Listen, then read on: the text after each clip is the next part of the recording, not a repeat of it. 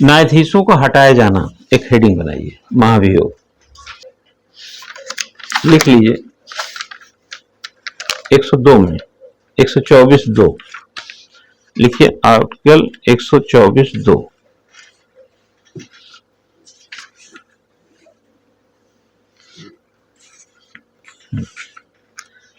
सबसे पहले लिखिएगा, एक इसके प्रकरण में दो चीजें हैं। 124(2) लिख दिए क्या? 124(4), 124(5) लिखो यार, ठीक है। उसके बाद लिखिए, हम थोड़े से लिस्टिंग दे रहे हैं, फिर अभी इसको डिटेल कराएंगे। सबसे पहले लिखिएगा हटाना, फिर लिखिए पावर। पावर में सबसे पहले लिखिएगा अ कोर्ट ऑफ रिकॉर्ड, इसको क्या बोलेंगे? आर्टिकल 129। कोर्ट ऑफ रिकॉर्ड को क्या बोलते हैं? रिकॉर्ड वगैरह रखते हैं, इसी में कंटेम्प्ट भी करता, अभिलेख न्यायालय बोलते हैं इसको। लिखो अभिलेख न्यायालय। उसके पहले लिखिए ओरिजिनल। ओरिजिनल बोलिए जुडिरिक्शन। ओरिजिनल जुडिरिक्शन, इसको बोलते हैं प्रारंभिक क्षेत्र अधिकार, अधिकारिता, आर्टिकल 131 में, ठीक है। फिर आप लिखेंगे अपीलेट अथॉरिटी। अपीलेट को लिखेंगे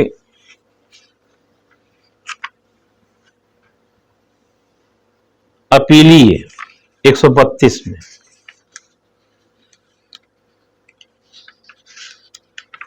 ठीक है। अपीलेट 132 में इसी को और थोड़ेंगे तो लिखेगा appeal in civil cases, civil मामलों में appeal 135, appeal in criminal cases 134,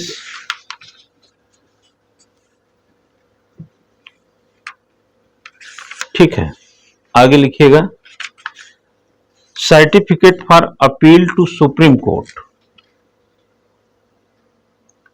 certificate for appeal to supreme court, supreme court में अपील के लिए प्रमाण पत्र, आर्टिकल 134A।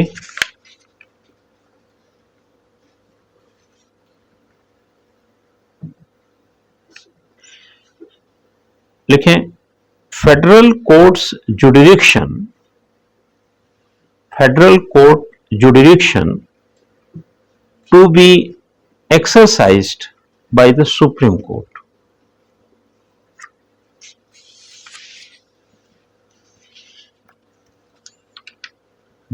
इसका मतलब क्या हुआ? लिखें, आपने जो प्रमाण पत्र वाला मामला समझ गए क्या होता है? जब भी कोई हाई कोर्ट में केस होगा तो जो अगर कोई कहा कि साहब हमको जाना है वहां पर सुप्रीम कोर्ट में, तो वो सर्टिफिकेट लेगा पहले हाई कोर्ट से, तभी जाएगा सुप्रीम कोर्ट। तो इसमें लिख लीजिएगा, कौन सा लिखा आपने? हाँ, संघीय न्यायालय का अधिकारिता, संघीय न्यायालय की अधिकारिता का विस्तार वर्ड हिंदी में लिख लीजिए, extension by supreme court, article 135 में है। एक लिखिएगा अपील बाय स्पेशल लीव, इसको बोलते हैं विशेष इजाजत से अपील, 136 में है, ठीक। 134 में भी अपीलेट है, देखे होंगे, वो सुप्रीम कोर्ट जा सकता है, और 134 में विशेष इजाजत। तो यहां पर डिफरेंस समझ लीजिएगा। देखिए डिफरेंस बिटवीन आर्टिकल 136 एंड 134, ठीक है।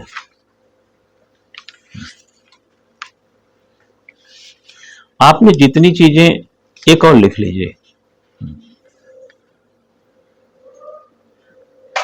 कुछ मामलों का अंतरण यानी कुछ मामलों को ट्रांसफर किया जाता है। कुछ मामले कैसे ट्रांसफर किए जाते हैं?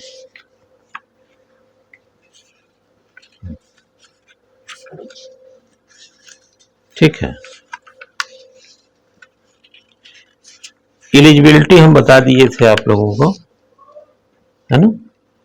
अब इम्पीचमेंट का मतलब आप समझिए रिमूव ऑफ जजेस, जज को कैसे हटाया जाता है पद से। क्वालिफिकेशन वगैरह बता दिए थे, टेनोर वगैरह भी बताए थे, 65 साल हो या 6 साल मैक्सिमम। या तो आप 65 साल के होंगे हट जाएंगे, या तो आप 6 साल के होंगे हट जाएंगे। रिमूव करने के लिए क्या तरीका होता है? रिमूव करने का तरीका यही है कि एक लाइन लिख लीजिए, इसमें लिखिएगा उच्चतम न्यायालय के न्यायाधीश को 2 आधार पर हटाया जा सकता है। 2 टाइप हैं इसको रिमूव करने के। रिमूव लिख लीजिए, पहला क्या है? हा? पहला है कदाचार। कदाचार का मतलब कंडक्ट, हाँ, मिसकंडक्ट, हाँ। और दूसरा है असमर्थता। असमर्थता क्या हुआ? हाँ, इनकैपेबल, कैपेबल नहीं है। तो इसमें करेगा क्या वो? इसमें कैसे करेगा बच्चा? इसके लिए मान लो ये 2 केसेस आपके सामने आ गए, ये तो रीजन हो गए, लेकिन इसको हटाएंगे कैसे? तो लिखिएगा जज इंक्वायरी एक्ट 1968। जज inquiry act 1968।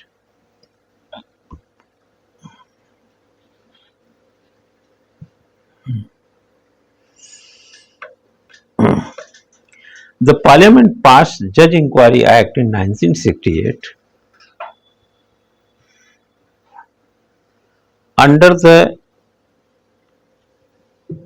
under which the investigation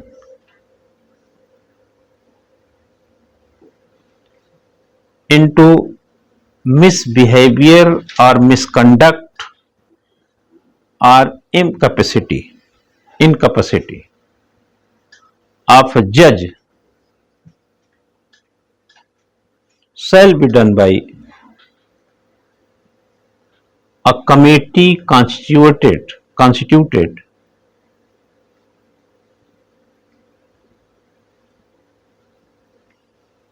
अभी लिखा रहे हैं by the speaker of Lok Sabha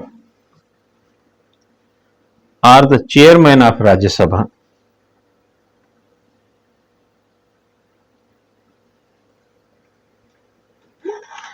संसद ने न्यायाधीश जांच अधिनियम 1968 पारित किया, जिसके अधीन किसी न्यायाधीश के कदाचार या अक्षमता की जांच एक समिति द्वारा की जाएगी। ठीक है, जिसे लोकसभा अध्यक्ष या राज्यसभा के अध्यक्ष, जैसी भी स्थिति हो, एज द केस में भी, जैसी भी स्थिति हो, के द्वारा गठित किया जाएगा।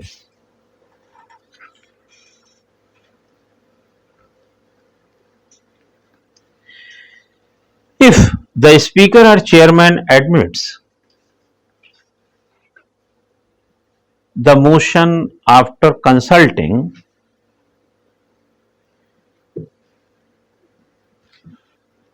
यदि अध्यक्ष प्रस्ताव को उन व्यक्तियों के परामर्श करने के बाद जिन्हें वह उपयुक्त समझता है, कमेटी कंसल्ट, क्या लिखा आपने? Motion after consulting such person as he thinks fit and after considering such material, जिन्हें वह परामर्श करने के बाद जिन्हें उपयुक्त समझता और ऐसी सामग्री, if any are as are available to him, यदि कोई हो, ऐसी सामग्री यदि कोई हो तो उस पर विचार करने के बाद स्वीकार कर लेता है।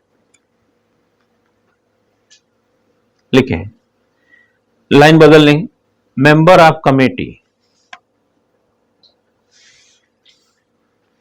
ठीक,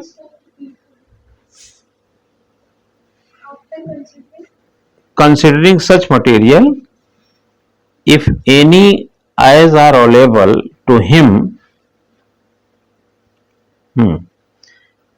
member committee लिखिए, 3 members committee, first,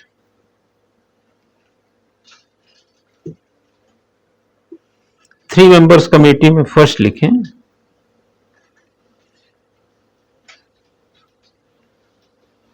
shall be choose from among the chief justice and other judges of supreme court, या तो चीफ जस्टिस होगा या उसमें से कोई एक होगा जो और जज है, ठीक है, लिख लीजिए।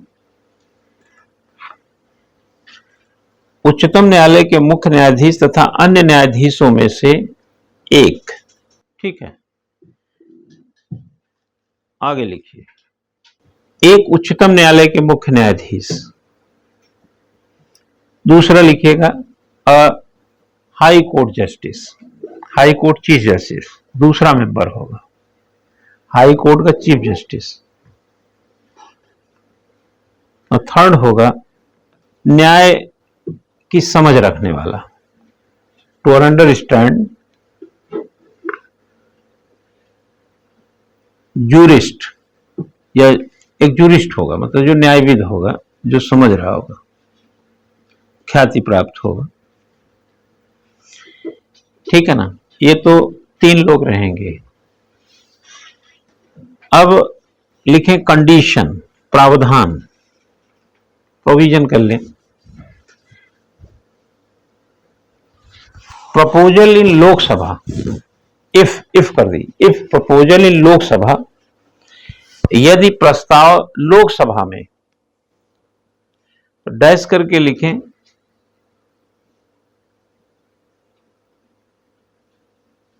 100 मेंबर्स,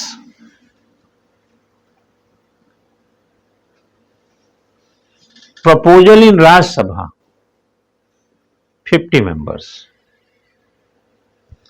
अगर बच्चा कोई प्रपोजल आप ला रहे हैं ना,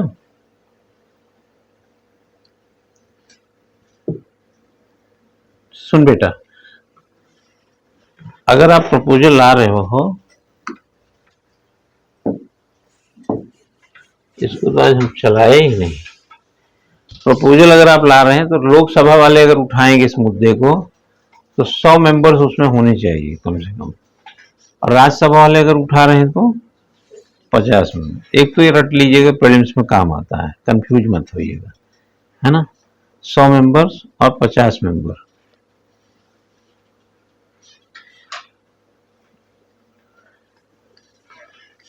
लिखा,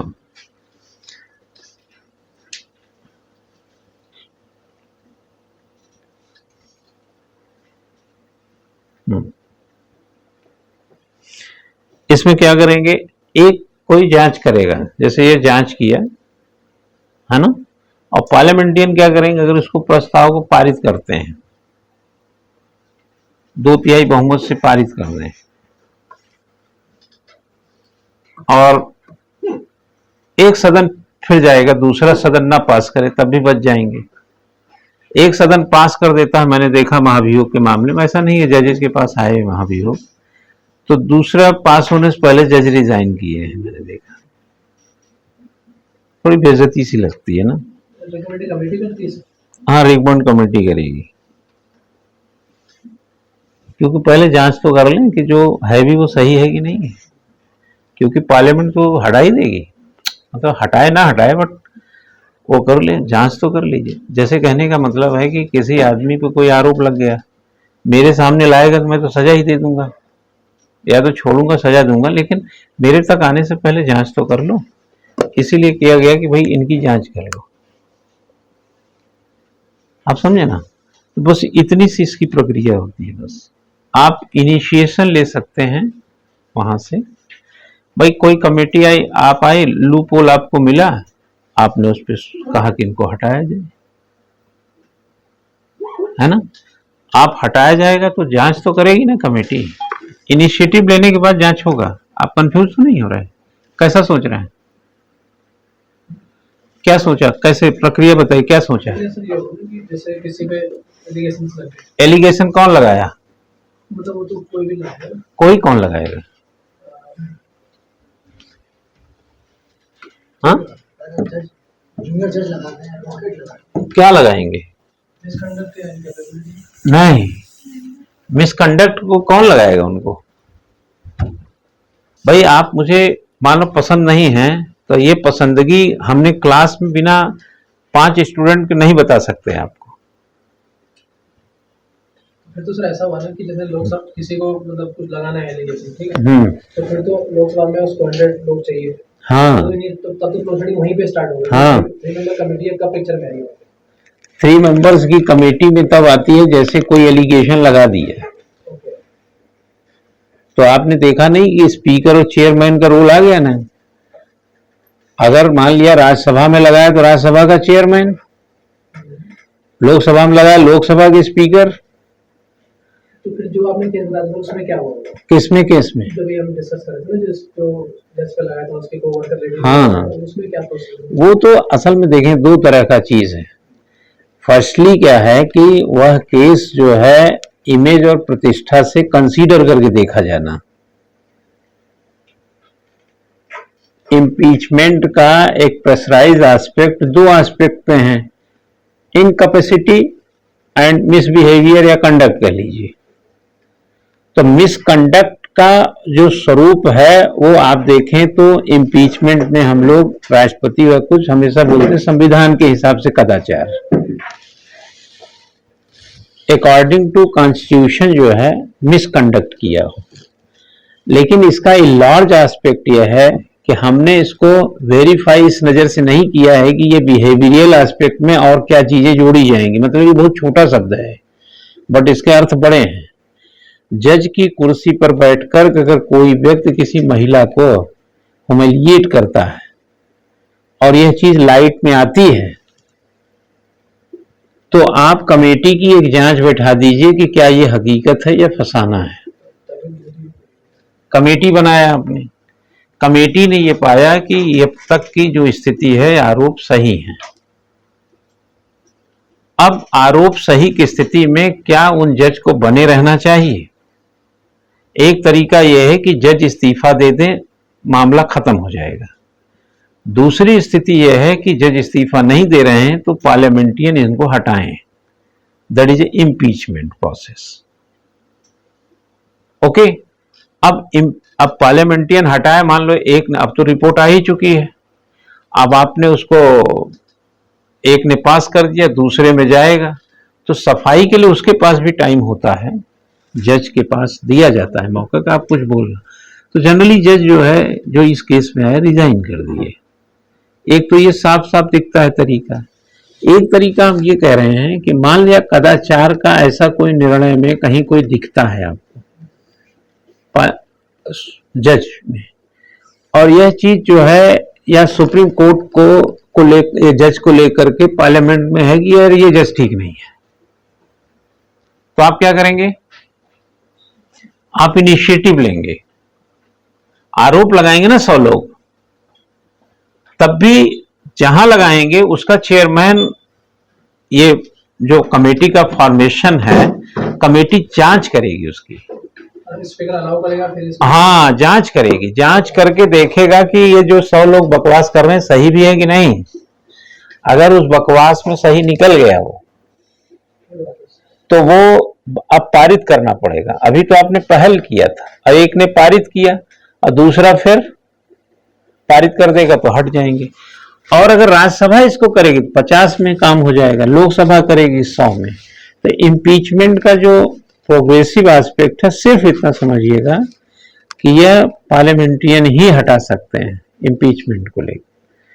पहल की दृष्टि से 100 और 50 का डेटा है, और इसमें इंक्वायरी के पॉइंट ऑफ व्यू से आपने देखे तीनों कहीं ना कहीं न्याय की व्यवस्था को जानते हैं, बारीकी से वही बताएंगे। ये सब चीजों से इसको हटाने का एक प्रयास।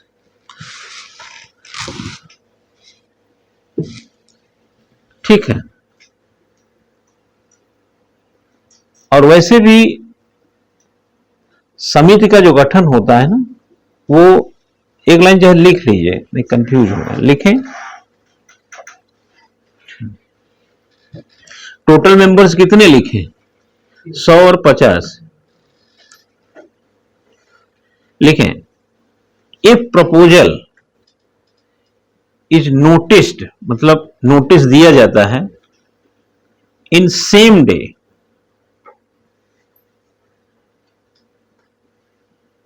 In same day Lok Sabha and Rajya Sabha, in Lok Sabha and Rajya Sabha, यदि प्रस्ताव की नोटिसें एक ही दिन दोनों सदनों में दी जाती है। इसका कंडीशन आपको बता रहे हैं। हाँ, मान लो ये बारी बारी से ना देकर के दोनों ने उठा दिया एक ही दिन, तब लिख सकते हैं इसमें, देन कमेटी कॉन्स्टिट्यूटेड, गठन मतलब है ना, स्पीकर एंड सभापति बोथ, दोनों मिलकर गठित करेंगे। फिर क्लियर हुए आप? समिति का गठन स्पीकर एंड राज्यसभा का जो अध्यक्ष होगा ना, दोनों द्वारा संयुक्त रूप से किया जाएगा। क्लियर हुए? प्रियंका क्लियर हुई बेटा? नहीं क्लियर हुए? अब आजाद आप बताएंगे क्या समझे आप? हाँ, इसका तो खैर ये समझ में आया, लेकिन सर जो ये दोनों जो चेयरमैन और जो स्पीकर है ना, ये जो कमेटी जो मिलके बनाएंगे, कौन सी कमेटी है? 150 लोगों वाली या फिर नहीं वो तीन लोग वाला है? हाँ। अच्छा, तो ये कमेटी ये लोग बनाएंगे? हाँ, ओके, मतलब ये कमेटी। अरे तो सदन के अध्यक्ष तो यही है ना, निर्णय तो यही लेंगे। हाँ, तो अगर मान लिया दोनों ने एक साथ नोटिस दे दिया सेम डे, अगर एक दिन लेट कर दिए तब तो जिसमें पहले आए वो बनाएगा। सेम डे दे दिए, बनाएगा मतलब सर चेयरमैन होगा उसका मतलब? कौन? स्पीकर और नहीं, क्या लिखा है? दोनों एक साथ। तीन समिति, तीन कमिटी रहेगी, मेंबर होंगे ना वो दोनों एक साथ, तीन रहेंगे ना, 3 मेंबर्स रहेंगे ना उसमें, 3 मेंबर्स कमेटी ही है। मतलब ये होना सर कि अगर लोकसभा में बिल आया है, हाँ, तो लोकसभा जो है चेयर जो अपने स्पीकर है, वो इन 3 मेंबर की कमेटी को चूज करेंगे। हाँ, और अगर राज्यसभा एक सभा दोनों में एक साथ आ गया तो दोनों चूज करेंगे। दोनों चूज करेंगे, और राज्यसभा में केवल आएगा तो राज्यसभा बनाएगी, है ना। पावर सिंगल भी है, बोथ भी है ना, बशर्ते कि 50 लोग उसमें हों। उसमें 45 होंगे तो उसका नहीं होगा, भले ही पहल करे 45 है, नहीं होगा। हाँ, फेल माना जाए। हाँ, लोकसभा ने बना दी 3 मेंबर्स, हाँ, राज्यसभा नाम वाले। नहीं रूल नहीं है ना, तो इनिशिएशन तो उन्हीं को लेना है ना, क्योंकि लोग तो उसके उठाए हैं। जिसके पास पहले जो हाँ, पहले तो दोनों में एक ही दिन या हाँ, तो दोनों मिलके बनाएंगे ताकि झगड़ा ना रहे उसमें। ठीक है, ऐसा रहता है मामला।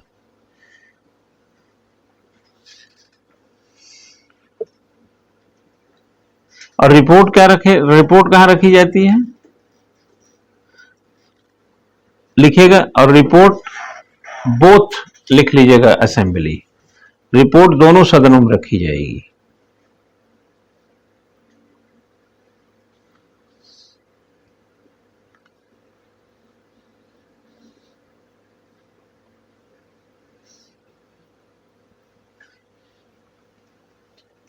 ठीक है ना, तो वो कमेटी अन्वेषण इन्वेस्टिगेशन करेगी, और अगर वो दोषी पाती है तो लिख लीजिए।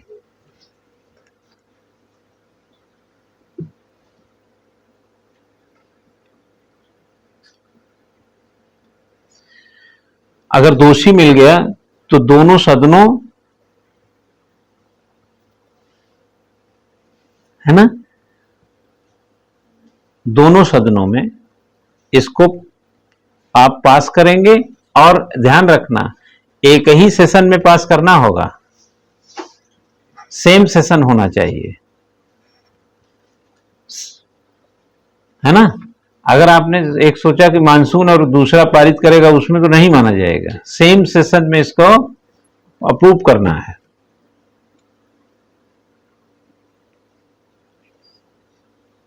ठीक है, तो सेम सेशन में इसको पारित कर दीजिए, फिर हटा देंगे। इसमें राष्ट्रपति का संबोधन भी उसी सत्र में पेश किया जाता है।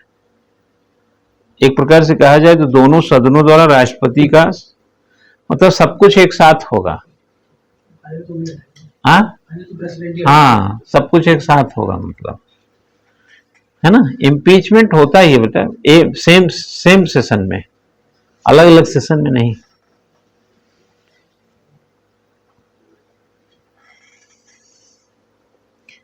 क्या न्यायाधीश को, समझ गए होंगे बात को, हाँ समझ गए कि नहीं?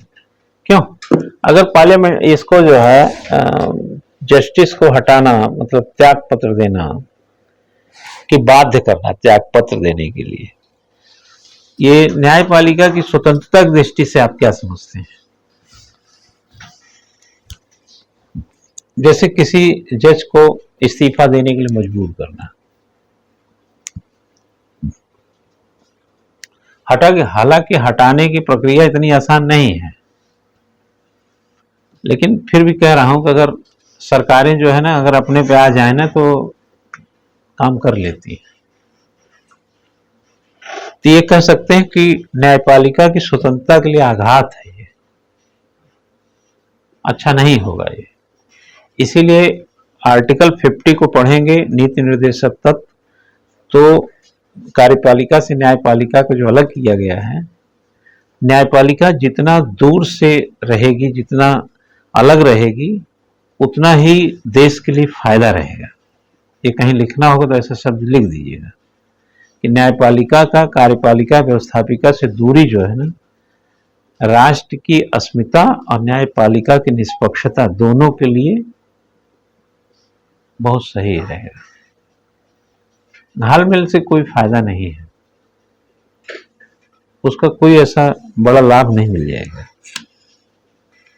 बल्कि खुशाला उल्टा नुकसान ही हो जाएगा। ठीक है, कितना आपको समझ में आ गया है? जितना हमने अपीलेट वगैरह का जो बताया, अब आप जुडिक्शन में इसमें आ जाइए।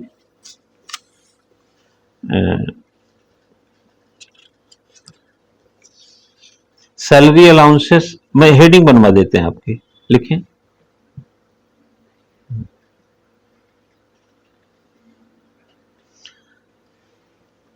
एक लिखिए, अटेंडेंस ऑफ रिटायर्ड जजेस at sitting of the supreme court. उच्चतम न्यायालय की बैठकों में सेवानिवृत्त न्यायाधीशों की उपस्थिति।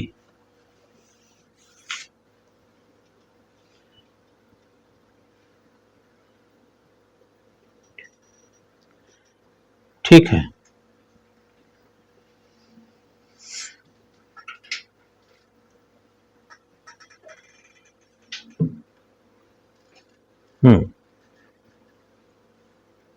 इसमें एक लाइन लिख लीजिए, position Periyar on position Periyar on, कहां पे थे यार ये? हाँ 99 जो है amendment of the constitution, dash करके लिखिएगा, under article 128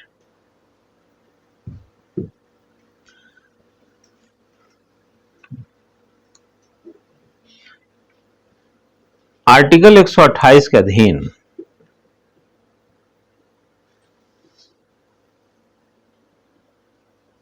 provision of retired जजेस टू एक्ट एज जज ऑफ द सुप्रीम कोर्ट। इसका मतलब है कि रिटायर्ड जज जो है सुप्रीम कोर्ट के जज के रूप में क्या हो सकता है, काम कर सकता है।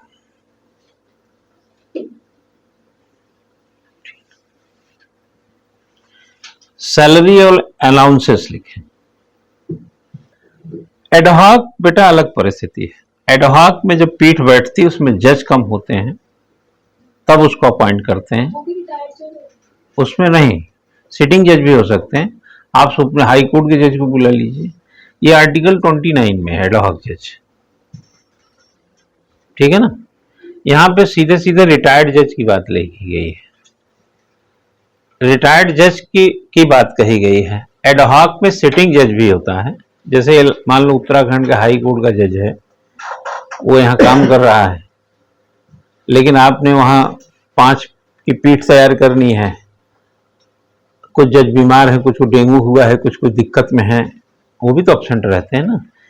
5 जजेस के बगैर कोई मान लो संवैधानिक पीठ नहीं सुनवाई हो सकती, तो आप उसको 25 तारीख को हम लोग एक बैठक करेंगे, डेट दिए नहीं रहते हैं किस तारीख को, तो फिर उसको बोल दिया कि आप आ जाइए, तो वो एडहॉक है। एडहॉक की नियुक्ति करते हैं हम लोग 129 में। ये 128 की बात मैंने किया था। वैसे ये एक प्रोविजन है 99th कॉन्स्टिट्यूशनल अमेंडमेंट में। बेसिकली इसकी एज सच हो सकता है इनर जरूरत पड़ती हो, बट इतना लाइमलाइटेड नहीं, दैट इज इंफॉर्मेशन ओनली। क्योंकि हम लोग तो जानते हैं कि भाई एक चीफ जस्टिस से 34 जज हैं, है ना, लेकिन अब उस 34 जज के अलावा भी कितने जज से काम लिया जाता है, ये कोई हमारी जरूरत नहीं है। हमको तो सिर्फ जो किताब में प्रोविजन है, अब संविधान पीठ में कितने तदर्थ नियुक्ति करते हैं ये हमारा विषय नहीं है। हम लोग को तो सिर्फ ये समझना है कि कितना लोग अपील करने जाते हैं, ये भी हमारा विषय नहीं है। हमें तो ये है कि इससे अपील करते हैं, ये करते हैं, ठीक है।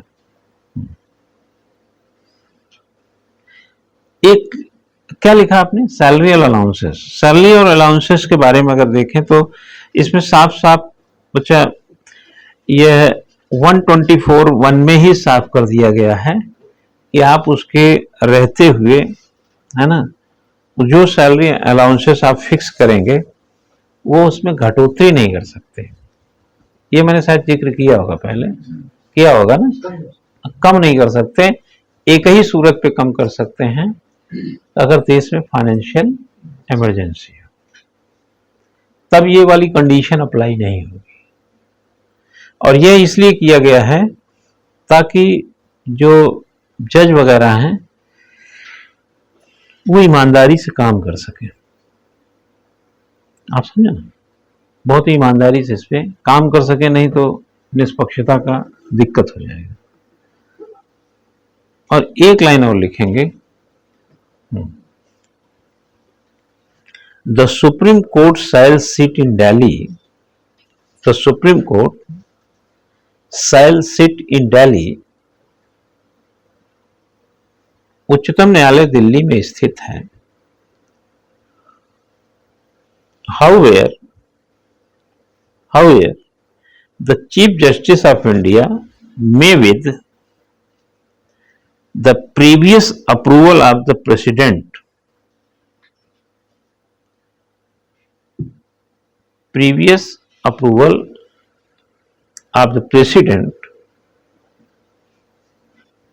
किंतु ये आगे थोड़ा सा और बढ़ा लीजिए, it so sit in such other place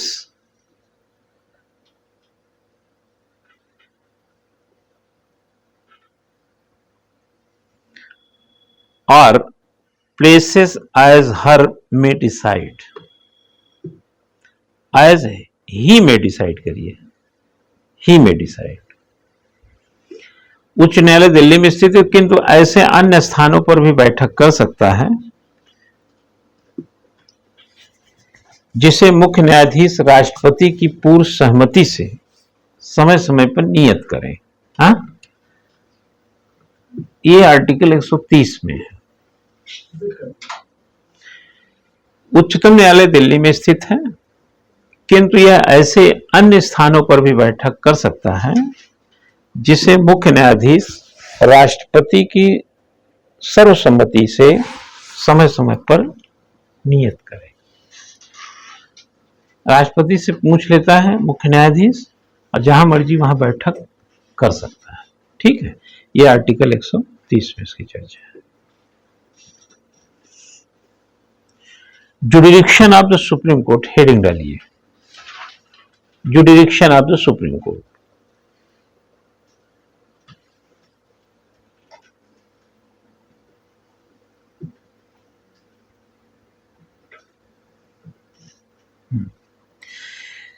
लिखिएगा a record of a court of record.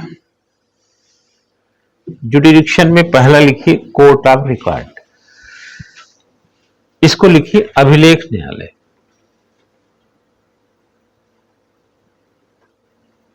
पहला लिखिए अभिलेख न्यायालय।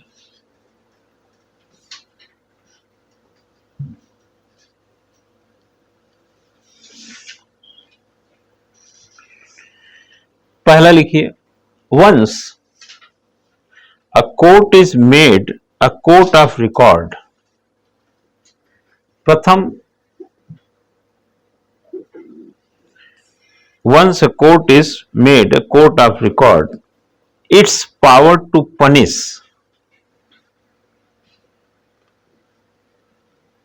या एक काम करें, चलो लिख लो, क्या लिखा? To power the punish the contempt of court. समझ गए? इसका मतलब है कि कोर्ट को एक पावर यह है कि वह रिकॉर्ड रखता है और कंटेम्प्ट की स्थिति में, अवमान की स्थिति में सजा देता है।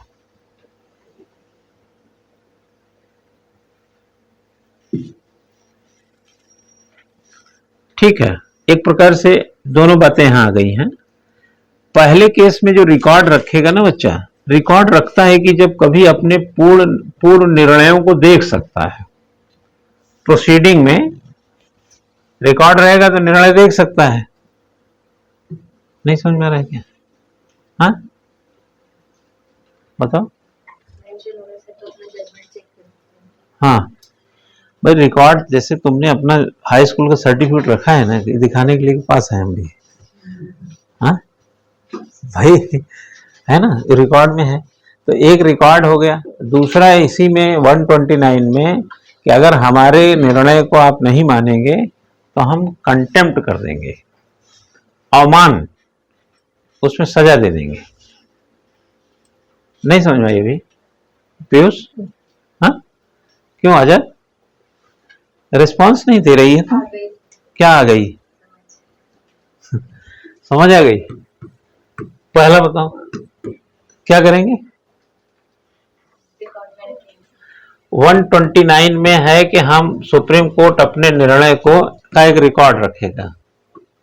दूसरा है कि अगर उसके निर्णय को कोई नहीं मानता है तो कोर्ट ऑफ कंटेम्प्ट करेगा। यही दो बातें इसमें समझनी थी। सुप्रीम कोर्ट का जुडिरिक्शन कहां है? सुप्रीम कोर्ट का जुडिरिक्शन बताओ। पूरा देश है तो तमिलनाडु भी उसका नजीर ले सकता है। पढ़ाता नहीं है, तमिलनाडु नहीं कहेगा कि सुप्रीम कोर्ट ने ऐसा कहा था। यानी अगर हाई कोर्ट में कोई ऐसा मामला आ जाए तमिलनाडु के और सुप्रीम कोर्ट में ऐसा फैसला हुआ है तो उसके बिहाफ पे वो फैसला दे सकता है।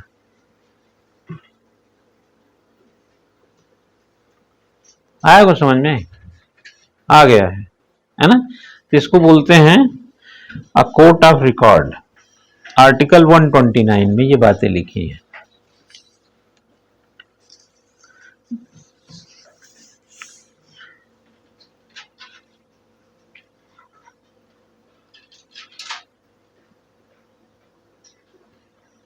कंटेम्प्ट कैसे करेंगे?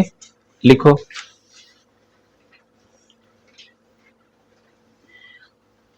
जो बात हम बताने जा रहे हैं, एक हमारे पास एक एक्ट आया था लिखेगा the contempt of court act 1971, the contempt of court act 1971। बच्चा इसमें जो कंटेम्प्ट है ना, इसके 2 टाइप हैं, लिखें।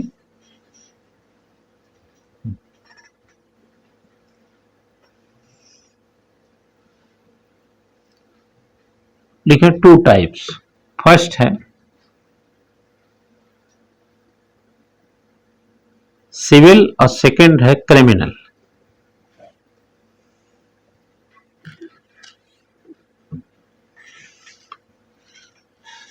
सिविल मीन्स, लिखिए सिविल मीन्स डिक्री, डिसीजन, आदेश। डिक्री को डिक्री ही लिखिए, डिक्री निर्णय, ऑर्डर आदेश, इंस्ट्रक्शन निर्देश, रिट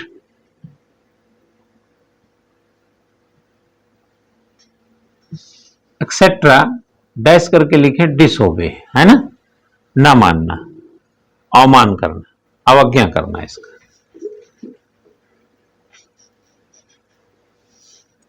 क्रिमिनल में लिखें, क्रिमिनल मीन्स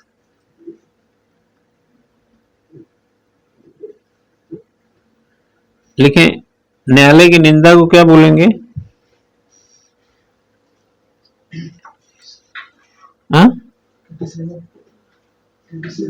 क्रिटिसिज्म, हाँ ठीक है ये भी वर्ड, क्रिटिसिज्म ऑफ कोर्ट,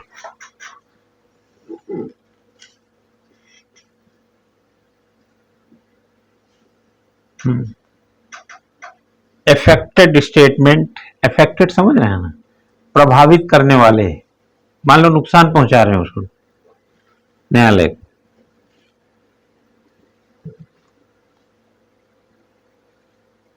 ठीक है ना, या उसकी कार्रवाई में बाधा बन रहे हैं, है ना, उसके एक्शन में आप बैरियर हो, बैरियर्स इट्स एक्शन या एक्टिविटी, इस पर वो आप पे कंटेम्प्ट कर सकता है।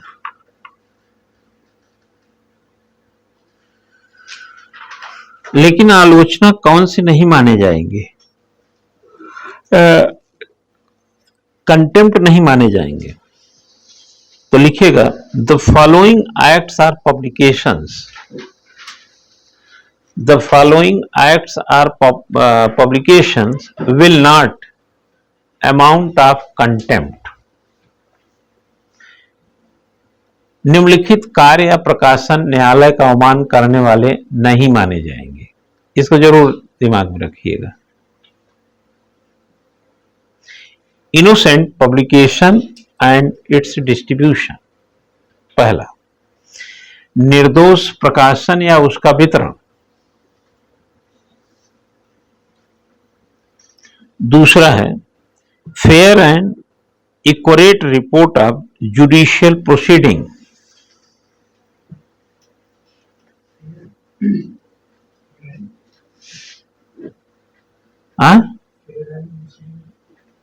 Fair and accurate report of judicial proceeding, judicial proceeding publication लिख लीजिएगा आगे, ठीक है ना। न्यायिक कार्यों की रिपोर्ट का सही एवं उचित प्रकाशन, fair criticism of judicial act, न्यायिक कार्यों की उचित आलोचना,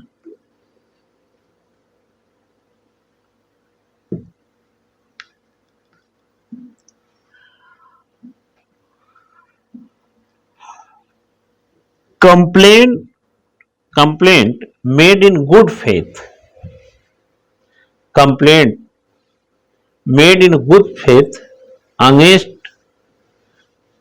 presiding officers of subordinate courts,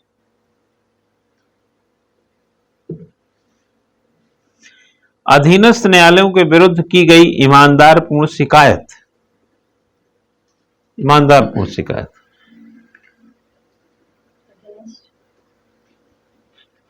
क्या लिखती है, इतना लिखा चुके अभी तो अंगेज संगेज कर रही। Proceeding officers of subordinate courts, है ना, ये सबऑर्डिनेट कोर्ट्स ब्रैकेट में लिख लीजिए, below high court.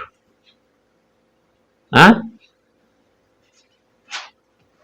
Supreme court के नीचे, हाई कोर्ट के नीचे सबऑर्डिनेट कोर्ट। ये कहां पर ये लागू होगा? कचहरी उचहरी को तो थोड़ा धो सकते हैं वहां। जैसे राहुल गांधी के केस में गुजरात की एक अदालत ने 2 साल की सजा सुनाई। अब युक्ति युक्त इस हिसाब से देखें तो ईमानदारी पूर्ण शिकायत की अगर बात कही जाए तो ये कही जा सकती है कि इस अवमान की स्थिति में महज 2 साल की सजा, 2 साल की मैक्सिमम सजा है, और उसने न्यायालय की कोई अवहेलना नहीं की थी। मैं ईमानदारी पूर्ण एक मतलब समालोचना समझ लीजिए या जो भी समझना समझिए कि भाई राहुल गांधी ने अपनी टिप्पणी से किसी न्यायालय को हताहत नहीं किया था। कर्नाटक में चुनावी अभियान के दौरान उसके पॉलिटिकल एक वक्तव्य थे और उसमें भी किसी कौम विशेष का ऐसा कोई दखल नहीं दिखता कि सारी कम्युनिटी विशेष को कहा, और उस पर जो मुकदमा हुआ उसमें एक अदालत ने, निचली अदालत ने अवमान की सबसे मैक्सिमम जो सजा होती है 2 साल, उसको सजा दे दिया। अवमान की सजा 2 साल तक हो सकती है और 2 साल तक की सजा ही राहुल गांधी को दी गई। तो ऐसे में ऐसा लगता है कि जैसे कोर्ट जो है राहुल गांधी के प्रति कोई गुस्सा दिखा रहा हो, जैसे उससे निजी कोई जातीय दुश्मनी रही हो, क्योंकि यह सजा 1.5 साल भी दी जा सकती थी, 1 साल भी दी जा सकती थी। अगर सजा का कुछ उसमें प्रावधान है तो क्या पूरी की पूरी सजा राहुल गांधी को इस मामले में दी जानी चाहिए थी? कहीं ना कहीं कोर्ट को इसमें और दक्षता से समझना चाहिए था। अब मामला हाई कोर्ट में गया, हाई कोर्ट ने उसी सजा को रिपीट कर दिया।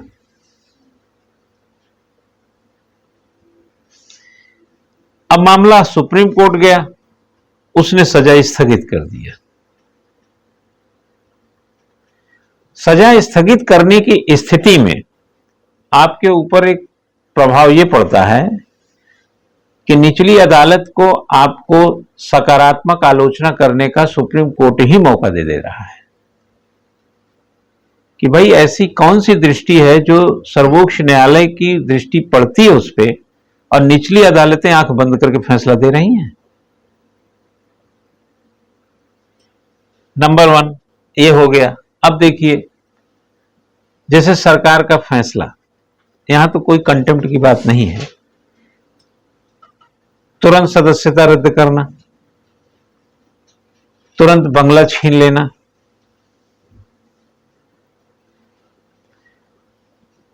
यानी कि जो सदस्यता छीनना और बंगला छीनने में भी ऐसा लगता है कि सरकार से जैसे राहुल गांधी की कोई जाति दुश्मनी।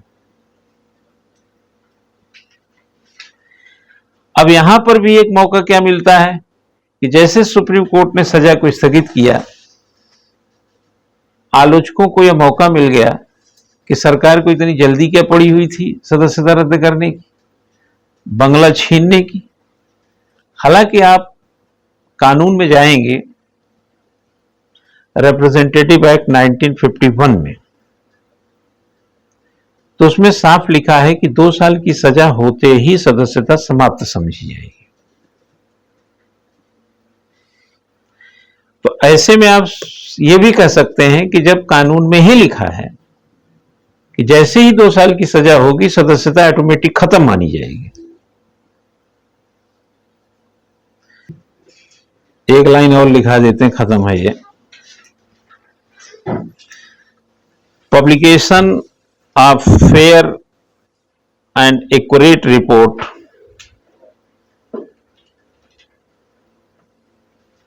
यार, ये बता दिया था क्या? हाँ, ठीक है, फिर रहने दीजिए। इसके लिए बच्चा लिख लो,